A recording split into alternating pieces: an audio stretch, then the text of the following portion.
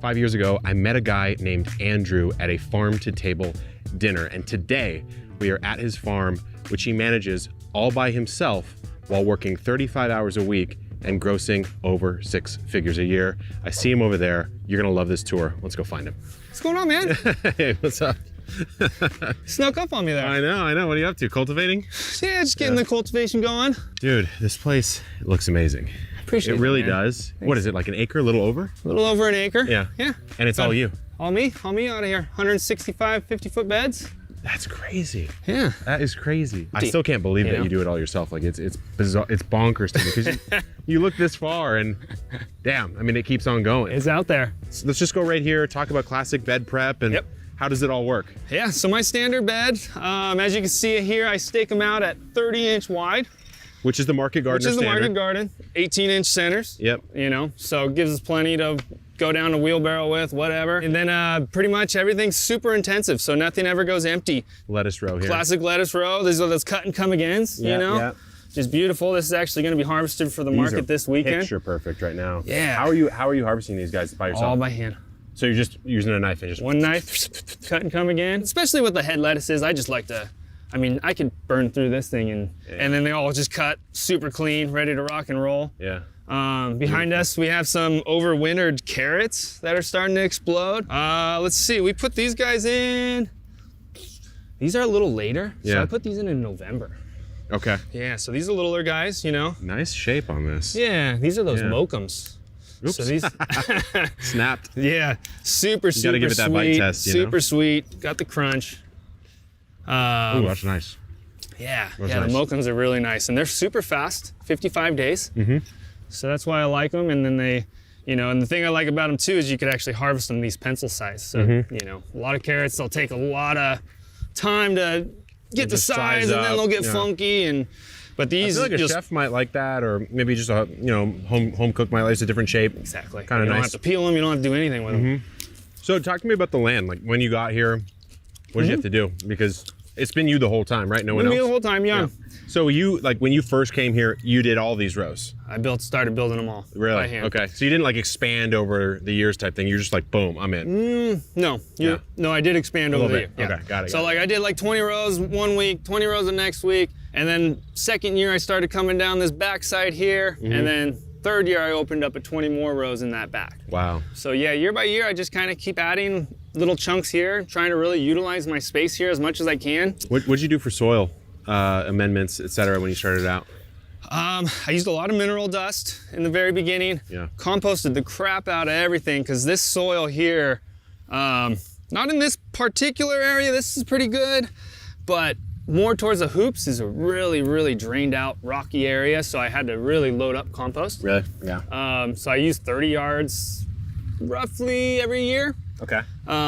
Every bed flip, if it gets emptied, gets a whole new compost layer, about an inch layer on there. Every single time. Every single time. Okay. You know, so it gets composted maybe, you know, twice, 3 times a year. So is that your biggest input besides perhaps seed, I guess, is compost then, or maybe water? Water and compost, yeah. Yeah. And then I use a True Organics pelleted fertilizer as well. Okay. Which is a 757, just a nice all-purpose slow release. Yeah. I want to know like routine, you know, because you're telling me you do it all yourself, which is sort of unbelievable, honestly, even though I know it's true. But not only that, but you're doing it at maybe 35, 40 hours a week. Yep. So like About less, 35. honestly, less than almost everyone's office job, you know? For sure. Which is crazy to me. Yeah, so like these beds right behind you, for instance, had broccoli in it 2 weeks ago. It was overwintered broccoli. You know, I cut them down to the surface, let the roots go in. I laid a compost on, I put tarp on for a week. Boom. After that tarp was on, I undid it, raked it out, and then I literally just direct seeded straight into it, put the tarp white side up.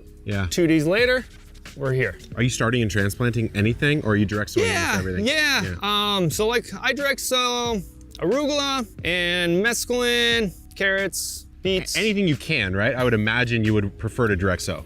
Right? Yeah, I have a small greenhouse at my house. Okay. You know, a little 10 by 20. Yeah. So I can't, you know, I would love to transplant beets and things like that. I just don't have the space to do it. Sure. So I direct seed those things. But things like these tomato starts, I started all these guys, you know, and then I upplanted them, you know, so these are actually from Brad Gates. Oh, no way. Up at Wild Okay. Boar Farms. What variety? Afternoon Delight. Okay, I is haven't grown that is one. the purple. See that purple guy? Are you doing like a Florida weave on this then? Just a.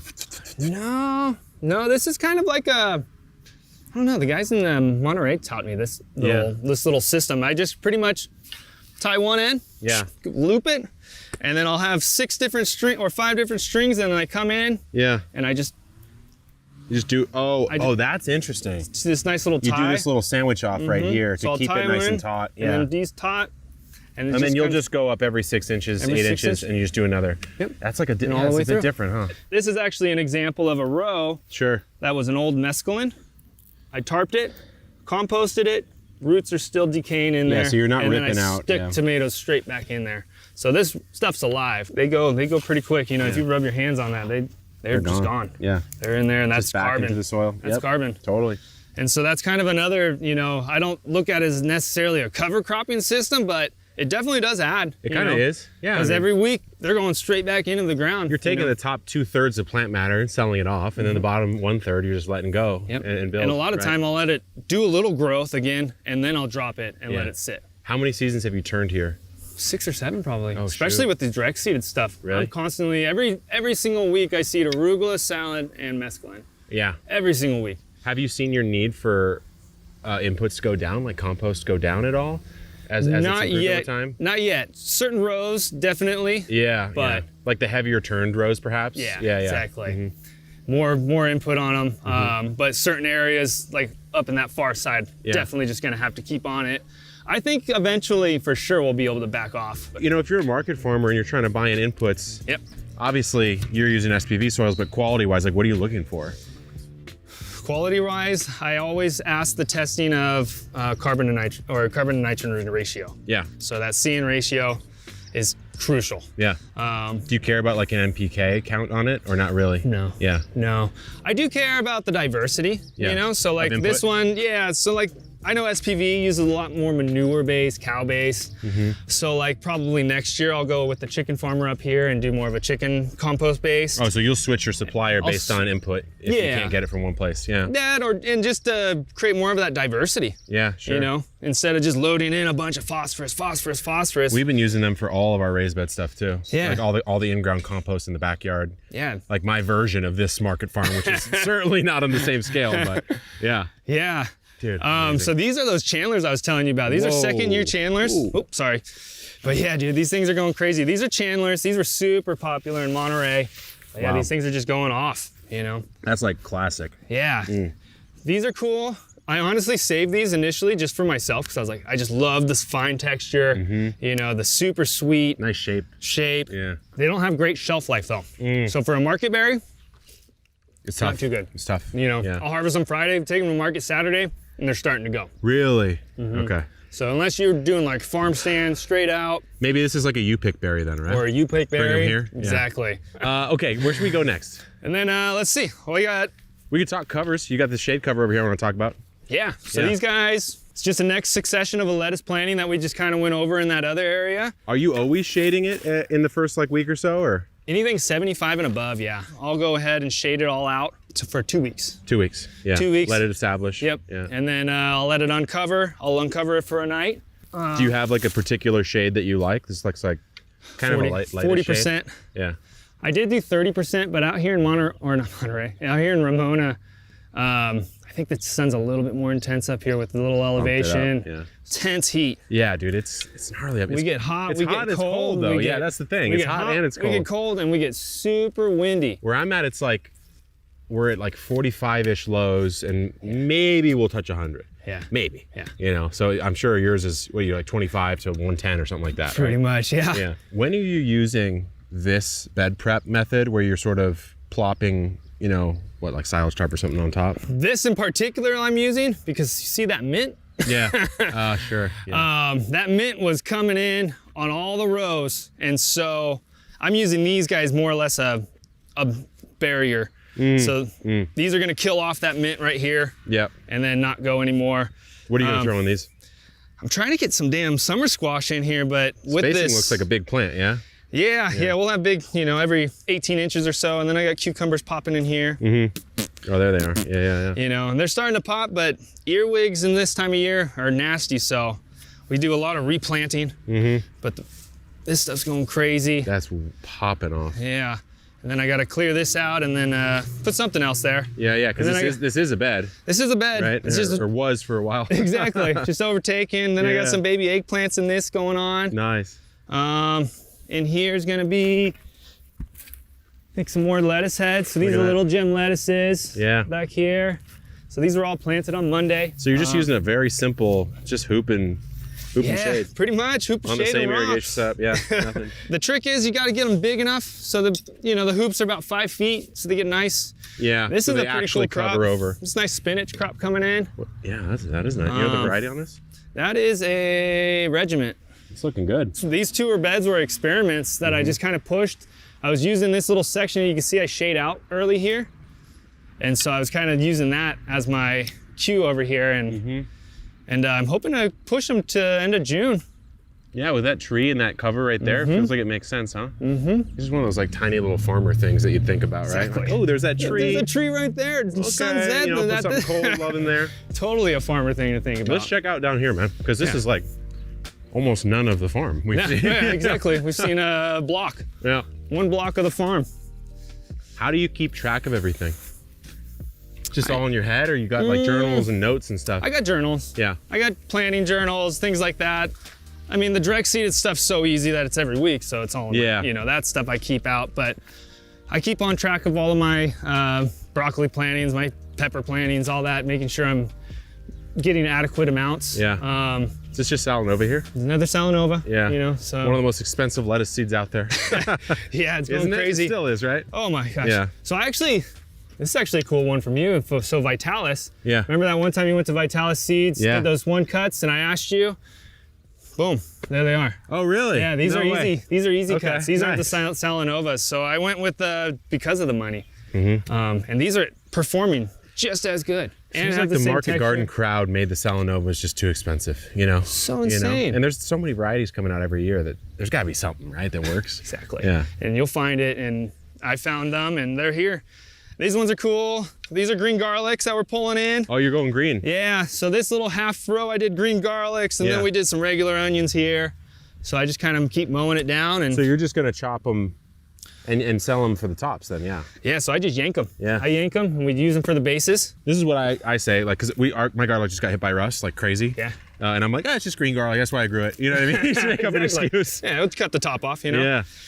Yeah, mine are starting to burn a bit because they are actually going to start bulbing here in the next month. Yeah. So they'll start dying back. I mean, you can tell there's already starting to go. Starting to separate, And it smells- Green garlic's my favorite thing. And this variety here, I've saved and I've grown and saved the seed for 7 years now. It came from me with Wow. Monterey, and I brought it down, and I've just been slowly adapting it to my climates. Yeah. Because it's the only soft deck variety that I found that works down here. Really? Yeah. Interesting. And so What's the variety name? it's just an early Italian. Yeah. But I now think, 7 years now, it's sort of your variety. exactly. honestly. Now Yeah. it's Indian Now Summer it's Farms. Andrew Indian Summer Garlic, yeah. So it's pretty Wild. cool. So you'll just let some grow out completely then, right? This row, so that garlic row, I'll let it bulb out. Yeah. So I have a full one there, and then way back yonder, you see the tops over Right there. over there, yeah. I have one back there. So one of those two is your seed garlic for next season. The rest is harvested out. Exactly. Yeah. Want to check out a hoop house? Let's check it out. Let's do it. You're telling me you're adding one more a year? Every year we're adding a hoop house. That's my goal. We just added this one here in the corner about a month ago. This whole area is going to be my pepper block. Yo, look at this broad fork though. Yeah. What kind of broad fork is this? Franken fork? So, yeah, dude. So my father-in-law, he was at a estate sale in Ojai. He lives in Ojai. Yeah. And he came by this thing, and the guy was like, "You know what it is?" And he's like, yeah, of course I do. Yeah. And the guy was like, "Since you know what it is, I'll sell it to you for $10." That's a deal. So Cheapest broad fork I've ever heard of. he's just, yeah, I try not to get the tines too far deep because you see how monstrous those things They're are. huge, dude. You know, so I go about halfway in and yeah. Because you're broad forking and that's it, right? You're no till, no disturbance besides that, right? Yeah, pretty much. Broad fork and raking. Yeah. So like these I just planted today. Yeah. These are the Sakuras. So these are gonna be those long cherries. They'll get trellised up on these little wires This is where here. you're saying you go with a single leader because it's Single easier leaders. to pick. Yep. Yeah. Let the trusses get nice and But taut. they're spaced kind of close together, no? Yeah, I do 100 of them right here in the middle at Yeah. about 18 inches apart, 18 inches on centers. Pretty tight, but Works. It works. Clearly. Yeah. Well, I guess if you go single leader and trim them down, yeah. And just take all the suckers off after. Yeah. exactly. Every week they get trimmed. you're good, Every yeah. single week they get, and these will probably go until about September, October. And you're selling all this stuff just at farmers markets. Yeah, just Yeah. at the Little Italy's Farmers Market right now. That's it? Yeah. Only one? Only one. Oh, shoot. Yeah. Wait, why not anything up here? Not as much of a market? Not as much market. I'm building that structure over there. I'm Yeah. actually that one I was talking about what I was going to sell tomato starts and strawberry starts out of. We're going to be starting the farm stand out here too. Okay. So I'll be opening it up probably Wednesday when my daughter goes to daycare, and then Yeah, it makes sense. start selling it here. Not have Everyone to I go talk anywhere. to with the market farm thing, yours is so interesting to me because you figured out a way to do it by yourself. So you're not incurring tons of labor costs, which is like almost always what people run into. But you've somehow also figured out how to do it without going 80, 100 hours a week and just like that's your life. You live in the soil, For which sure. is a really interesting blend. So what have you had to give up of like the classic market farmer best practices or whatever? Like what have you had to not do? I mean, you can see out here, I keep things a little wild. Yeah. Yeah. I like that kind of stand. I don't keep it super tip top tight. Yeah. I do let things go a little bit. If there's areas I know I'm going to tarp, it's gonna let them go. And I think that type of stuff is You're doing it something if it's necessary. exactly. Yeah, only not if it's necessities, not if it looks good or whatever. Not that it doesn't look good, Right. to be clear, Right. but just you do see those market farms where it's like pristine. there's nothing. There's nothing. There's no weeds, Yeah. but I actually like some weeds, because it's rooted in the ground. That's my whole motto is I want things covered. I want roots in the ground. I don't, out here in this kind of arid climate, if it's too empty, it gets dusty, it gets hot, it gets, so I kind of want some greenery, It's some kind of roots interesting and the idea of just letting the know. natural weeds creep through the pathways. creep through the Because pathways. otherwise, because you're going to trample them, they'll break down, they'll die, die. whatever. So it's Yeah. kind of nice, right? Exactly. And, with something like these, you just kind of Just give it that little give touch. it a little dust and they'll be toast Yeah, after that. especially in this and heat, man. So we planted some peppers in here today. These are little habaneros on the side, Oh, and then nice. of course some lacinados. Yeah, I actually have starts going right now. I'm putting kale, chard, any of my like pole and bundle greens. I plant those every 3 to 4 months, Just to keep regardless, just yeah. regardless, just to keep a fresh batch going, keep it nice and strong. Yeah. And then if an old batch does keep rocking and rolling, Just you let it rip. Let it rip. Yeah, Keep pulling. just let it Keep rip. harvesting. Boom.